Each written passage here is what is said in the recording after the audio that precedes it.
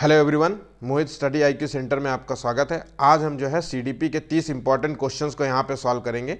आपका एग्ज़ाम जो है नज़दीक है, पेपर की जो है तैयारी करते रहिए, ज़्यादा से ज़्यादा जो है पेपर लगाइए। आपको जो है पेपर्स के माध्यम से जो है आपके मार्क्स अच्छे होंगे। पेपर्स लगा करके ही जो है आप अच्छे जो है 120 130 जो है मार्क्स जो है कवर कर सकते हैं। अगर आप पेपर नहीं लगाएंगे तो आपके मार्क्स जो है गलत होने के जो है चांसेस, क्वेश्चंस जो है पेपर के वक्त चांसेस ज़्यादा रहेंगे। देखिए, तो चलिए शुरू करते हैं वीडियो को, ज़्यादा समय वेस्ट नहीं करते हैं। और वीडियो पसंद आया तो प्लीज़ चैनल को लाइक सब्सक्राइब ज़रूर कीजिएगा, अपने दोस्तों से शेयर कीजिएगा। ठीक है, चलिए शुरू करते हैं। आज का जो है वीडियो का टारगेट है वो है 50 लाइक्स का। जो है देखिए, लाइक्स के माध्यम से जो है हमें मोटिवेशन मिलता है नए वीडियोस, नए क्वेश्चंस लाने का। ठीक है, तो चलिए शुरू करते हैं। अधिगम सबसे अधिक जो है प्रभावशाली और अर्थपूर्ण होगा अगर ये संदर्भित रूप में हो और अधिगमकर्ता प्रदर्शन अभिमुखी हो या अधिगमकर्ता बाहरी कारकों से अभिप्रेरित हो या जानकारी असंबंधित खंडों में प्रस्तुत की जाए। तो देखिए, अधिगम जो है सबसे प्रभावशाली होगा। अधिगम का मतलब है लर्निंग, और लर्निंग के लिए जो होता है बच्चों को उदाहरण के द्वारा समझाना होता है। ठीक है, सरल शब्दों में समझाना होता है। ध्यान रखिएगा, संदर्भ के माध्यम से। संदर्भ का मतलब है किसी का जो है उदाहरण पेश करके। तो देखिए, आंसर इसका ए होगा। ठीक है, ध्यान रखिएगा, संदर्भ का मतलब होता है, ठीक है, एक तरीके से इंट्रोडक्शन आप समझ लीजिए या फिर उदाहरण समझ लीजिए, इसकी कई मीनिंग हो सकती है। तो अधिगम को जो है अधिक प्रभावी जो है संदर्भित के रूप में, सरल या उदाहरण के रूप में प्रेस किया जाए तो जल्दी जो है प्रभावशाली होगा और अर्थपूर्ण होगा। ठीक है, अधिगम का जो है सामाजिक संरचनात्मक उपागम जो है निम्नलिखित में से किसकी महत्ता पर बल देता है? पुरस्कार और दंड, मानकीकृत आकलन और सांस्कृतिक संदर्भ और प्रतिपादक जो है अध्यापन। तो देखिए, अधिगम जो है, अधिगम का जो है सामाजिक संरचनात्मक उपागम जो है निम्नलिखित में से किसकी महत्ता पर बल देता है? तो इसका आंसर है सी नंबर। ध्यान रखिएगा, सांस्कृतिक संदर्भ पर जो है बल देता है। ध्यान रखिएगा, सामाजिक और सांस्कृतिक रूप से जो है सिद्धांत जो पेश किया था वो था लेव वाइगोस्की का। ध्यान रखिएगा, लेव वाइगोस्की ने जो है सामाजिक और सांस्कृतिक रूप से, वाइगोस्की, ठीक है, ध्यान रखिएगा। ठीक, तो इन्होंने जो है जो लर्निंग का सिद्धांत प्रस्तुत किया था वो समाज और संस्कृति के माध्यम से जो है बच्चा जो है लर्निंग सीखता है। ध्यान रखिएगा, सामाजिक और सांस्कृतिक के माध्यम से, ठीक है, बच्चे को जो है लर्निंग सीखता है। ठीक है, नेक्स्ट क्वेश्चन देखते हैं। एक कक्षा में जल प्रत्यय जो है संप्रत्यय का जो है पर चर्चा के दौरान एक बच्चा कहता है कि जल रंगहीन नहीं है। ध्यान रखिएगा, एक बच्चा जो है ये कह रहा है कि जल रंगहीन नहीं है। अध्यापिका के पूछे जाने पर वो उसके घर के पास वाले नाले के गंदे पानी का संदर्भ देता है कि उसके घर के नाले, उसके पास एक नाला पानी बहता है, तो गंदा पानी बहता होगा, तो इसका मतलब है वो काला पानी बहता होगा, काला गंदा पानी, है ना।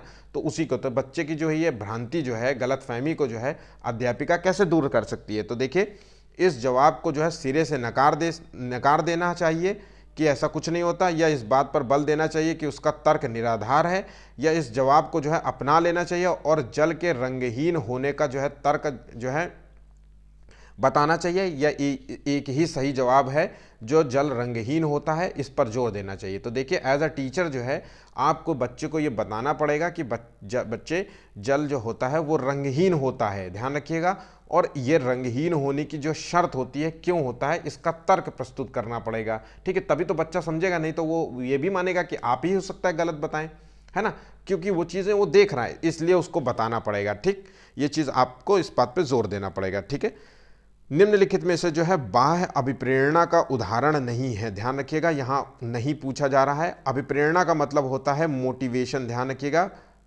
मोटिवेशन, ठीक है, अभिप्रेरणा नहीं है, ये है मोटिवेशन नहीं है। तो मोटिवेशन व्यक्ति को जो है दो तरफ से मिलती है, एक बाहरी मोटिवेशन और एक आंतरिक मोटिवेशन। आंतरिक मोटिवेशन का मतलब है अपने अंदर से जो है मोटिवेशन स्वयं से जो है जागरूक होती है, अपने अंदर स्वयं से मोटिवेशन होती है। जैसे खाना खाने का जो है ज़रूरत नहीं पड़ती, किसी को खाना खाने के लिए मोटिवेशन की ज़रूरत नहीं पड़ती, स्वयं से मोटिवेट होता है बच्चा और स्वयं से जो है खाना खाने लगता है, भूख लगती है। उसी तरीके से अगर वो एग्ज़ाम देने के लिए जा रहा है तो स्वयं से जो है पढ़ने में, अगर प्रतिभाशाली बच्चा होगा तो पढ़ने के लिए वो, उसको किसी को कहने की ज़रूरत नहीं पड़ती, वो स्वयं से जो है पढ़ाई करने लग जाएगा। ठीक है, वहीं पे बाहरी अभिप्रेरणा का मतलब है बाहर से देना पड़ता है, मतलब उत्साह बच्चे को जो है प्रेरित करना पड़ता है बाहर से। ठीक, तो देखिए इसमें क्या है, इसका आंसर जो है नहीं है, वो है रुचि, इंटरेस्ट। ध्यान रखिएगा, किसी कार्य का जो इंटरेस्ट होता है, किसी कार्य करने में रुचि जो होती है वो व्यक्ति के अंदर स्वयं से आती है। अगर आप बाहर से हो या आंतरिक हो, दोनों रूप में अगर देखिए आप मोटिवेटेड नहीं है, चाहे जितना भी आपको किताबें पढ़ा ली जाए, चाहे जितने लोग भी आपको मोटिवेट करने का प्रयास करें, आप नहीं करेंगे, वो कार्य कर ही नहीं सकते। इसलिए इंटरेस्ट का होना बहुत ज़रूरी है। तो बाहरी अभिप्रेरणा का उदाहरण नहीं है, तो इसका आंसर है रुचि। ध्यान रखिएगा, इंटरेस्ट का होना बहुत ज़रूरी होता है व्यक्ति के लिए। वो ये रुचि जो होती है वो आंतरिक अभिप्रेरणा कहलाती है। ध्यान रखिएगा, आंतरिक अभिप्रेरणा के अंतर्गत आती है। नेक्स्ट क्वेश्चन देखते हैं, निम्नलिखित में से जो है कौन सा भाव विद्यार्थियों के अधिगम में बाधक रहेगा। ध्यान रखिएगा, अधिगम में बाधक की बात कर रहे हैं। उत्सुकता, कृतज्ञता, जिज्ञासा, निराशा। तो देखिए ध्यान रखिएगा, जो है ये भाव जो है, जो भावनात्मक चीज़ें हैं, ठीक है, तो उत्सुकता व्यक्ति के अंदर जो है किसी चीज़ के जो है देखिए उत्सुकता जो है वो बाधक नहीं होती।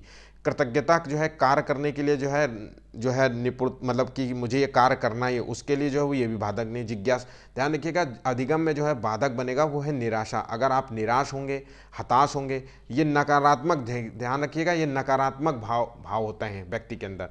और अगर जब व्यक्ति के अंदर निराशा जागती है तो उसको जो है कुछ भी करने की इच्छा नहीं होती, वो कार्य नहीं करता है। ध्यान रखिएगा, तो अधिगम में ये बाधा कहलाती है। ठीक, किसी संप्रत्यय को पढ़ाते समय ध्यान रखिएगा, एक अध्यापिका को निम्नलिखित में से जो है क्या नहीं करना चाहिए। ध्यान रखिएगा, एक टॉपिक है जो टीचर पढ़ा रही है, तो आपको एज अ टीचर जो है आपको क्या नहीं करना चाहिए। तो देखिए, रूपकों का जो है विभिन्न क्षेत्रों व एक ही क्षेत्र उपयोग, या विभिन्न परिघटनाओं में जो है सहसंबंध को रेखांकित करना, या विद्यार्थियों को कार्य कारण संबंधों को तलाशने के लिए कहना, या गैर उदाहरणों और अपवादों के सम्मिलन का वर्जन।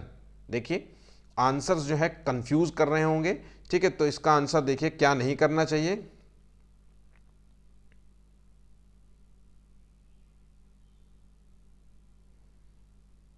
इसका आंसर ए नंबर है। ध्यान रखिएगा, इसका आंसर ए नंबर है।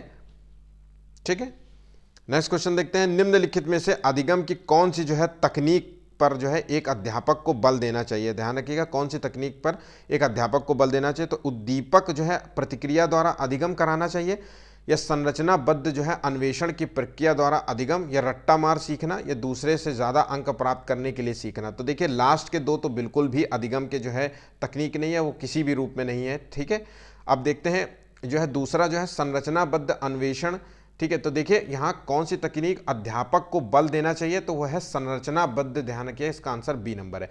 संरचनाबद्ध जो है अन्वेषण की प्रक्रिया द्वारा अधिगम कराने का प्रयास करना चाहिए। ठीक है, संरचनाबद्ध मतलब है कि चरण बाई चरण, मतलब एक तरीके से चरण जो है, चरण दर चरण जो है, स्टेप बाय स्टेप जो है, इसे कहते हैं स्टेप बाय स्टेप जो है पढ़ाने का प्रयास करना चाहिए। सारे जो है मतलब एक तथ्यों को लेकर के चलना चाहिए।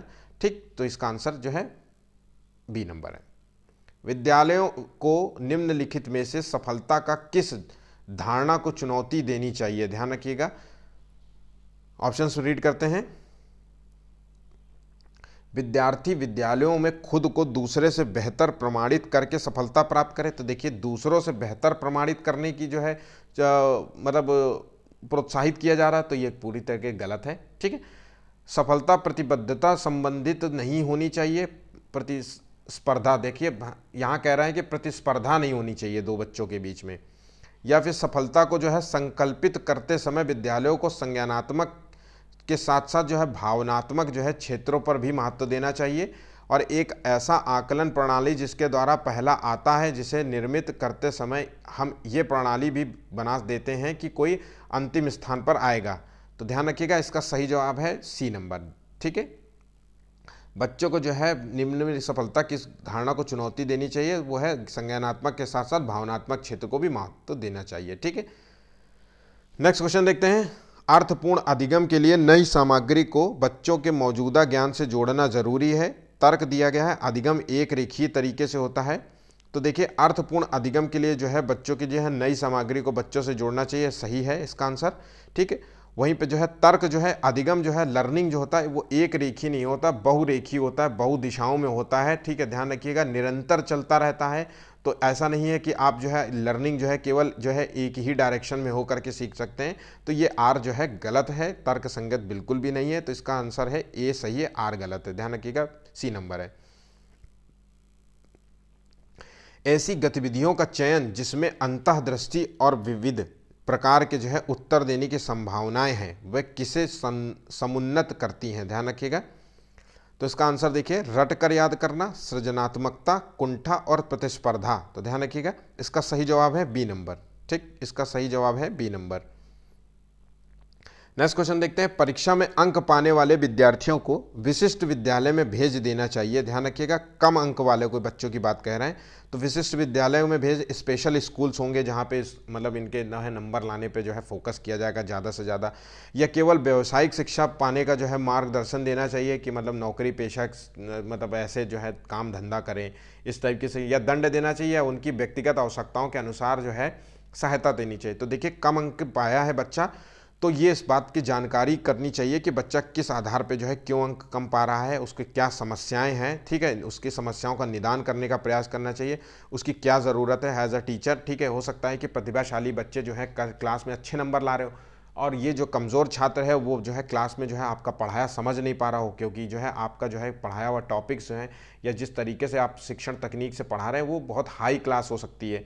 तो इसलिए व्यक्तिगत बच्चे की, उस कम अंक वाले बच्चे की जो है व्यक्तिगत ज़रूरत का ध्यान में रख करके जो है उसको पढ़ाने का प्रयास करना चाहिए, उसकी सहायता करनी चाहिए। ठीक है, नेक्स्ट क्वेश्चन देखते हैं, श्रवण बाधिता वाले विद्यार्थियों के समावेशन हेतु एक अध्यापिका को जो है देखिए सुनने में, श्रवण बाधिता मतलब जिस बच्चे को जो है सुनने में समस्या हो, ठीक है, तो एक एज अ टीचर जो है आप देखते हैं कि किसी बच्चे को जो है सुनने में समस्या है तो एज अ टीचर आप क्या करेंगे, तो ठीक उस वक्त बोलने से बचना चाहिए जब विद्यार्थी उनका चेहरा न देख सके, या सांकेतिक भाषा के इस्तेमाल को हतोत्साहित करना चाहिए, या जो है सहायक तकनीकों के इस्तेमाल से बचना चाहिए। ठीक है, ध्यान रखिएगा, या जानकारी प्रक्रमण के लिए जो है अतिरिक्त समय नहीं देना चाहिए। तो देखिए सही जवाब क्या है,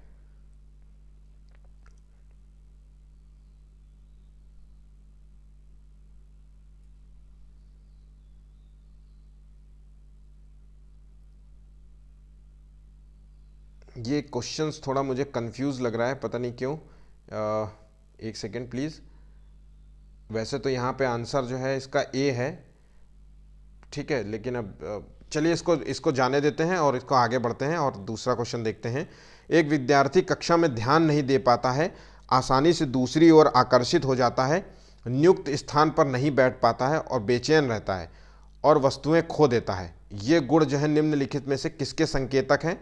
तो देखिए ध्यान रखिएगा, बच्चा जो है ध्यान नहीं देता है, ठीक है, आसानी से दूसरी ओर जो है आकर्षित हो जाता है, ठीक, और नियुक्ति स्थान पर बैठता मतलब जहाँ पे बैठने को बोला गया वहाँ नहीं बैठता और बेचैन रहता है। तो देखिए ये जो है परिस्थिति जो होती है वो अवधान न्यूनता अति सक्रियता विकार की होती है। ध्यान रखिएगा, इसको बोलते हैं अटेंशन। ध्यान रखिएगा, अटेंशन डेफिसिट बच्चे में जो है ये विकार है, माना जाता है। डेफिसिट हाइपर एक्टिविटी है,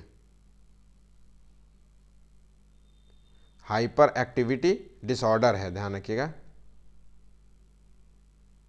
ऑर्डर का जो है बच्चा ग्रसित है, ठीक है, इसमें बच्चा जो है ध्यान नहीं लगा पाता, चीज़ों को जो है केंद्रित नहीं हो पाता किसी चीज़ में। ठीक है, नेक्स्ट क्वेश्चन देखते हैं, प्रतिभाशाली विद्यार्थी के सफल जो है समावेशन हेतु एक अध्यापक को निम्नलिखित में से क्या करने से बचना चाहिए? तो देखिए, विविध दृष्टिकोण को व्यक्त करने के मौके देना चाहिए, विद्यार्थियों को शैक्षणिक संवर्धक जो है गतिविधियां प्रदान करना चाहिए, अध्यापक केंद्रित पाठ्यक्रम को लागू करना, या विद्यार्थियों को उनकी रुचि के अनुसार स्वतंत्र परियोजनाएं करने देना। तो देखिए इसका सही जवाब क्या है? इसका सही जवाब है, एक सफल समावेशन हेतु जो है जरूरी किस चीज़ से बचना चाहिए, वो है अध्यापक केंद्रित पाठ्यक्रम को लागू करने से हमेशा बचना चाहिए। ध्यान रखिएगा, ठीक है, एक प्रतिभाशाली विद्यार्थी के जो है सफल समावेशन के लिए जो है टीचर सेंटर्ड जो है सिलेबस को जो है लागू नहीं करना चाहिए। ध्यान रखिएगा, ठीक, टीचर, अब देखिए क्यों, इससे क्या होगा, सफल समावेशन अगर करना चाहे तो बच्चों के लिए ज़रूरी है कि लचीला सिलेबस होना चाहिए, लचीला जो है सिलेबस होना चाहिए, सिंपल होना चाहिए, तर्क संगत होना चाहिए, अर्थपूर्ण होना चाहिए, बच्चों को चाइल्ड सेंटर्ड होना चाहिए, ये सारी चीज़ें होनी चाहिए। देखिए कल को ज़रूरी नहीं है कि क्वेश्चंस पेपर में जो है आंसर यही दिया जाए, ये सारी जो मैंने बातें कही हैं वो भी ऑप्शंस में शामिल हो सकती हैं। तो ध्यान रखिएगा, पेपर्स को गौर से जो है क्वेश्चंस को रीड करिए, जो मैंने जो है अलग से जो बातें बताई हैं उसको ज़रूर ध्यान रखिएगा। नेक्स्ट क्वेश्चन देखते हैं, एक ऐसा तंत्र तैयार करने के लिए जो विद्यार्थियों की व्यक्तिगत विभिन्नताओं को सम्मान दे, एक अध्यापक को क्या करना चाहिए? ऑप्शंस रीड करते हैं, सभी विद्यालयों के लिए मानकीकृत पाठ्य चर्चा का प्रयोग, या अधिगम गति और परिप्रेक्ष्यों में जो है विविधता की स्वीकृति, सभी विद्यार्थियों से अधिगम की निम्न अपेक्षाएं और सिर्फ परीक्षा में उच्च अंक पाने वाले विद्यार्थियों पर ध्यान। तो देखिए इसका सही जवाब क्या है। तो एज अध्यापक जो है आपको करना चाहिए अधिगम गति और परिप्रेक्ष्यों में जो है विविधता की स्वीकृति। ठीक है, ध्यान रखिएगा। नेक्स्ट क्वेश्चन देखते हैं। गत्यात्मक जो है मूल्यांकन क्या समझने में मदद करता है? ध्यान रखिएगा, गत्यात्मक मूल्यांकन तो बौद्धिक स्तर जो है बच्चों का समझने में मदद करता है, या समकक्षियों की तुलना में जो है छात्रा का जो है संबंधित पद, या बच्चों की जो है विशिष्ट अधिगम आवश्यकताएं, या फिर कि बच्चा जो है सामान्य विद्यालय में पढ़ने के लायक है या नहीं। तो देखिए गत्यात्मक मूल्यांकन का मतलब है, गत्यात्मक मूल्यांकन का जो है सिद्धांत जो है वो लेव वाइगोस्की के शिक्षा सिद्धांत का जो है एक प्रमुख अंग होता है। ध्यान रखिएगा, इसके अनुसार जो है विद्यार्थी तभी सीखते हैं जब उनके समीप हो रहे विकास सिद्धांत को वो देखते हैं। ध्यान रखिएगा, जब वो आसपास के जो हो रहे चीज़ों को देखते हैं, मूल्यांकन उनका करते हैं, तब वो सीखने का प्रयास करते हैं। जैसे वो देखते हैं कि प्रतिभाशाली बच्चा जो है अपने दम पे सब कुछ कर लेता है, ठीक, या फिर जो है एक बच्चा जो है किसी अन्य की सहायता से करने का प्रयास करता है, और एक बच्चा स्वयं से अपना कार्य कर ले रहा है, ठीक है, और एक बच्चा जो है जो कमज़ोर है लेकिन फिर भी वो कर रहा है। तो ये सारी चीज़ें जो होती हैं तो बच्चे के जो है कि विशिष्ट अधिगम आवश्यकताओं में जो है ये समझने में मदद करता है। ध्यान रखिएगा, इसका आंसर जो है सी नंबर है। ठीक, नेक्स्ट क्वेश्चन देखते हैं। राष्ट्रीय शिक्षा नीति 2020 के अनुसार आकलन का जो है क्या उद्देश्य है? ध्यान चलिए, तो देखिए इसका आंसर देखते हैं। सीखने के स्तर को सुनिश्चित करने के लिए विद्यार्थियों में तनाव, देखिए अब देखिए आकलन का उद्देश्य होना चाहिए क्या बच्चों में तनाव पैदा करना है? बिल्कुल भी नहीं। क्या डर पैदा करना है नई शिक्षा नीति का उद्देश्य है? बिल्कुल भी नहीं। तो ये तो पॉइंट गलत हो जाता है। तो एक एक एक ये भी गलत हो गया, तो तीनों जगह गलत है। इसका मतलब एक आंसर सही है, तो उसका डी नंबर है। ऑप्शंस पढ़ लेते हैं फिर भी। अध्यापक जो है अधिगम क्रियाओं को दोहराना, देखिए जो पढ़ाया जा रहा है वो दोहराया जा रहा है बार बार, या अधिगम और विकास को अनुकूलित बनाना, या कक्षा के अंदर और बाहरी विद्यार्थियों को समर्थन देना। ठीक है, तो इसका तीनों आंसर सही है। ठीक है, वे बच्चे जो कि अक्सर जो है अपने अभिभावकों को मानकीय जेंडर सीमाओं को पार करते हुए देखते हैं, जैसा कि माता को उपकरण ठीक करते हुए और जो है बच्चों को जो है पिता को जो है बच्चों की देखभाल करते हुए, उनके संदर्भ में जो है कम संभावना है कि वे जेंडर रूढ़ियों का अनुसरण करेंगे। तो देखिए अगर माता जो है बच्चे की देखभाल कर रही होती और पिता जो है उपकरण ठीक कर रहे होते तो ये जेंडर रूढ़िवादिता का उदाहरण हो सकता था। लेकिन चूंकि जो है बच्चा जो है इसके पलट देख रहा है तो बच्चे के अंदर ये गुण तो बिल्कुल भी डेवलप नहीं होगा, जेंडर रूढ़िवादी तो बिल्कुल नहीं कहलाएगा। ध्यान रखिएगा। अब ठीक है, तो इसका आंसर जो है ए है। ध्यान रखिएगा, कम संभावना है कि वो जेंडर रूढ़ियों का अनुसरण करेंगे। ठीक है, बाकी चीज़ें आपको आंसर में जो है गलत है। ठीक, नेक्स्ट क्वेश्चन देखते हैं। इनमें से जो है कौन सा विकल्प एक प्रगतिशील कक्षा में संरचनात्मक शिक्षण का उदाहरण है? तो विविध स्पष्टीकरण, रट कर याद करना और शब्दशः जो है पुनरावृत्ति, शब्द जब जैसा लिखा था किताब में वैसा ही लिख देना, या पुरस्कार और दंड और बार बार वेधन और अभ्यास। तो देखिए इसका सही जवाब क्या है। संरचनात्मक जो है शिक्षण का जो है उदाहरण है वो है विविध स्पष्टीकरण। ध्यान रखिएगा, किसी भी जो है विकल्पों का जो है मतलब कोई जो है क्वेश्चन दिया गया है उसका जो है कई जो है स्पष्टीकरण देना, ठीक है, कई उदाहरण पेश करना, कई स्पष्टीकरण देना, कई जो है उसके उत्तर पेश करना, कई ऑप्शंस देना, ये इसका जो है संरचनात्मक शिक्षण का उदाहरण माना जाएगा। ठीक है, नेक्स्ट क्वेश्चन देखते हैं। बहुभाषिता के संदर्भ में निम्नलिखित में से कौन सा जो है दृष्टिकोण उपयुक्त है? तो देखिए बहुभाषिता का मतलब है कि एक भाषा से अधिक का ज्ञान होना या एक भाषा से अधिक जो है बोलने आना चाहिए। तो देखिए इसका सही जवाब ढूंढते हैं। विद्यार्थियों को विद्यालय अवधि के दौरान उनकी मातृभाषा या स्थानीय भाषा का उपयोग करने के लिए दंडित किया जाना चाहिए, बिल्कुल गलत है। स्कूलों को केवल उन्हीं विद्यार्थियों को प्रवेश देना चाहिए जिनकी जो है मातृभाषा निर्देश की जो है भाषा के समान है, या शिक्षक को सभी भाषाओं का, देखिए बहुभाषिता मतलब कई भाषाओं के लोग होते हैं, कई स्कूल में जो है कई भाषाई बच्चे होते हैं, समावेशी कक्षा होती है जहाँ पे हिंदी भी बोल रहे हैं, इंग्लिश भी बोल रहे हैं, ठीक है। तो शिक्षक को सभी भाषाओं का सम्मान करना चाहिए, कक्षा में एक जो है ऐसा वातावरण स्थापित करने का प्रयास करना चाहिए जिसमें जो है सभी विद्यार्थियों के समावेश को बढ़ावा दिया जा सके, मतलब सभी बच्चों के जो है भाषा को बढ़ावा दिया जा सके। तो इसका आंसर सी नंबर है। ठीक है, देखिए क्वेश्चंस जो है समझिए और क्वेश्चंस को समझने का प्रयास कीजिए कि क्वेश्चंस क्या कह रहा है। ऑप्शंस बहुत ही बेहुदे होते हैं। आप देखिए सीटेट के एग्जाम में 4 ऑप्शंस में से 2 ऑप्शंस तो ऐसे होते हैं जो बिल्कुल कट हो जाते हैं, मतलब वो कोई मीनिंगफुल नहीं होते। अब रहे बात 2 ऑप्शंस में, मान लीजिए 2 ऑप्शंस बचे हैं, उसमें भी बहुत तर्कसंगत बात को अगर समझने का प्रयास करें तो आपको एक आंसर आपको तुरंत मिल जाएगा।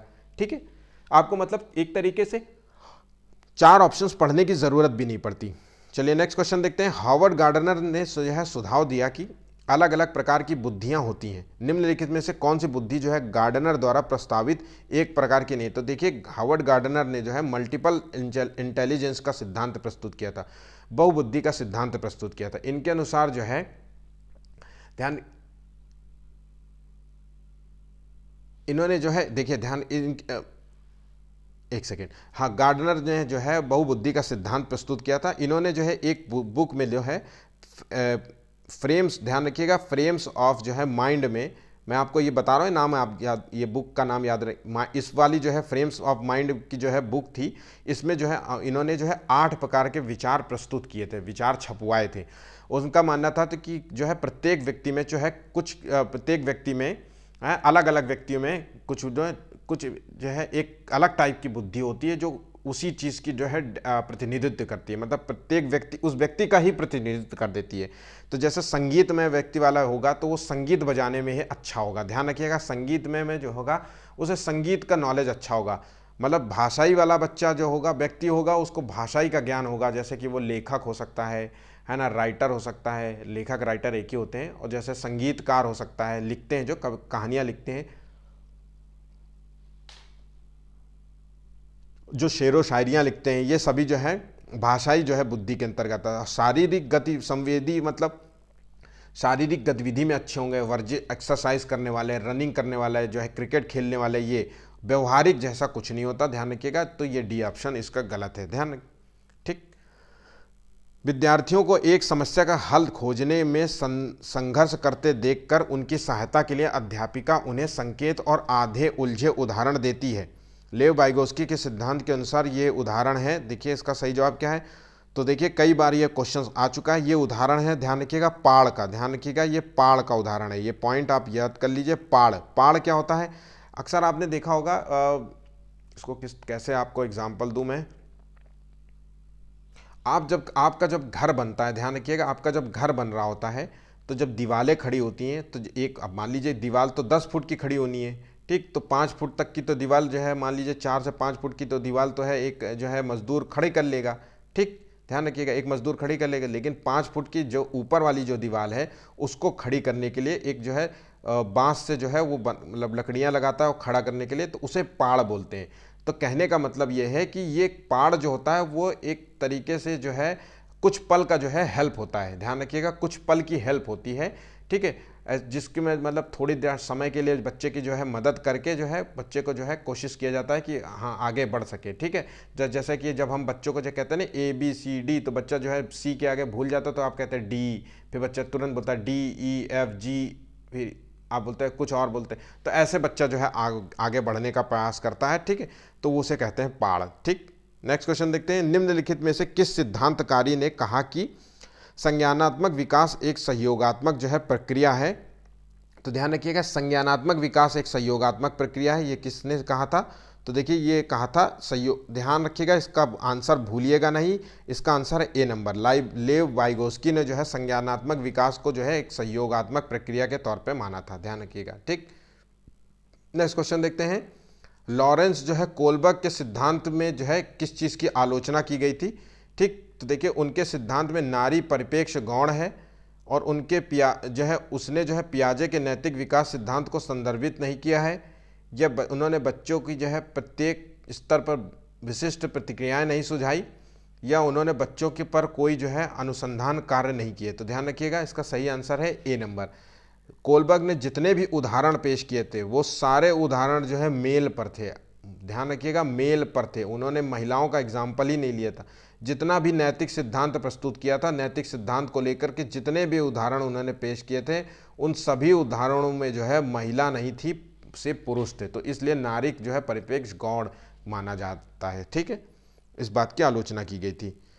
जीन पियाजे के संज्ञानात्मक सिद्धांत के अनुसार बच्चे जो है किस अवस्था में वस्तुओं को कहे गए क्रम में लगाने की योग्यता पा लेते हैं? तो ध्यान रखिएगा, इसका सही जवाब देखते हैं। वस्तुओं को कहे गए क्रम में लगाना है, ठीक है, ध्यान रखिएगा। तो संवेदिक जो है गामक क्रिया, पूर्व संक्रियात्मक, मूर्त संक्रियात्मक, औपचारिक संक्रियात्मक अवस्था। तो देखिए इसका सही जवाब है मूर्त संक्रियात्मक अवस्था जो होती है, ध्यान रखिएगा। मूर्त संक्रियात्मक अवस्था में जो है बच्चे जो है चीज़ों को जो है क्रम में लगाने लगते हैं। ऐसे जो ये जो एज होती है मूर्त संज्ञा, ये 7 से 11 वर्ष की एज होती है। इसमें जो है बच्चा जो है चीज़ों को, लॉजिक चीज़ों को समझने लगता है, ठीक है। बच्चा जो है किसी चीज़ को, लॉजिक को समझने लगता है, ठीक, इसलिए वो जो है चीज़ों को क्रम में लगा रहा है, ठीक। नेक्स्ट क्वेश्चन देखते हैं। जीन पियाजे के अनुसार एक सतत प्रक्रिया जो मानसिक संरचनाओं को परिष्कृत और परिवर्तित करती है कहलाती है? तो देखिए जीन पियाजे के अनुसार नकल उतारने जैसा व्यवहार, वस्तु स्थायित्व, आत्मसातीकरण या संतुलीकरण। तो इसका सही जवाब है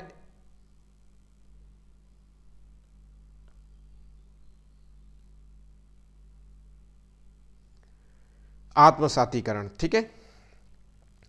संज्ञानात्मक विकास जो है मध्य बालावस्था तक तेजी से विकसित होता है और फिर धीरे धीरे फिर ठहर जाता है।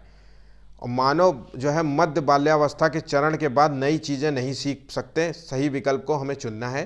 तो देखिए इसमें जो है संज्ञानात्मक विकास, बच्चे का जो है विकास जो होता है वो जो है, देखिए विकास की प्रक्रिया जो है वोम्ब टू टोम होती है, जन्म से मृत्यु तक होती है, ठीक। इसमें ये कहीं नहीं होता है कि बाल्यावस्था में तेज़ी से होता है या किस अवस्था में तेज़ी से होता है, या फिर किशोरावस्था में जो है बिल्कुल ही ठहर जाता है, ठीक। और या फिर जो है तर्क दिया गया है कि बाल्यावस्था में जो है नई चीज़ें नहीं सीख पाता इसलिए ठहर जाता है। तो देखिए ये दोनों ही गलत कथन है, दोनों, ये कथन भी गलत है और उसका जो तर्क दिया गया है, रीज़न दिया गया है, वो भी गलत है, ठीक। इसका आंसर डी नंबर है। विद्यार्थियों का एक समूह अपने खेल के दौरान एक जो है लोकप्रिय नृत्य रियलिटी शो के दृश्य दर्शाता है। 8 वर्षीय सना एक जज के तौर पर जो है दूसरे बच्चों के नृत्य पर टिप्पणी करती है। ये परिस्थिति जो है बच्चों के जो है समाजीकरण के महत्वपूर्ण भूमिका दर्शाता है। तो धार्मिक संस्थान, परिवार, मीडिया, विद्यालय। तो देखिए इसका सही आंसर है मीडिया, इसका सही आंसर है मीडिया, ठीक है। नेक्स्ट क्वेश्चन देखते हैं। समझाने जैसा कुछ नहीं, तो इसलिए मैं कुछ बातों को नहीं समझा रहा हूँ, इतना आप पेपर समय हो गया है, अब आपको जो है पेपर में इतनी चीज़ें आती होंगी, ठीक है। विकास के प्रत्येक चरण के लिए सामाजिक अपेक्षा को क्या कहा जाता है? तो देखिए विकास के प्रत्येक चरण की जो है सामाजिक अपेक्षा को विकासात्मक कार्य या विकासात्मक आवश्यकताएं या विकासात्मक बाधाएं या विकासात्मक क्षेत्र, तो इसको जो है प्रत्येक जो है इसको कहा जाता है विकासात्मक क्षेत्र।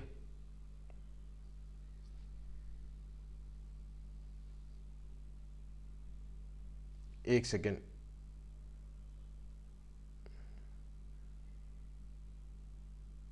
ठीक है। नेक्स्ट क्वेश्चन देखते हैं। विकास डैश डैश डैश। तो देखिए शरीर से शरीर के जो है मध्य से बाहर की दिशा में होता है या नीचे से ऊपर की ओर होता है, एक आयामी होता है, या वातावरणीय जो है कारकों से प्रभावित नहीं होता। देखिए विकास जो है वो 2 तरीके से होता है। एक जो होता है जिसे सेफेलोकॉडल कहते हैं, और एक होता है प्रॉक्सी जो है मोडिस्टल, ठीक। तो जो प्रॉक्सी मोडिस्टल होता है उसमें विकास का जो सिद्धांत प्रस्तुत किया जाता है वो कहा जाता है कि शरीर के जो है मध्य से बाहर की दिशा में होता है। वहीं पे सेफेलोकॉडल में जो होता है कहा जाता है विकास का जो सिद्धांत होता है वो सिर से पैर की ओर होता है, सिरा पदस्थ होता है, सिर से पैर की ओर होता है। मतलब जो है पहला जो है भ्रूण बनेगा, तो फिर उसके बाद सर बनेगा, फिर धीरे धीरे चीज़ें इस तरीके से डेवलप होंगी, ठीक है। सिर से पैर की ओर होता है। तो ये पॉइंट आप याद रखिएगा, सेफेलोकॉडल और प्रॉक्सी मोडिस्टल, ठीक है। शरीर के जो है मध्य भाग से बाहर की दिशा में जो है से प्रॉक्सी मोडिस्टल कहते हैं, ध्यान रखिएगा। मध्य भाग से बाहर की ओर जो है प्रॉक्सी जो है मोडिस्टल कहते हैं, ठीक। ये पॉइंट आप याद रखिएगा। नेक्स्ट, आज के लिए बस इतना ही।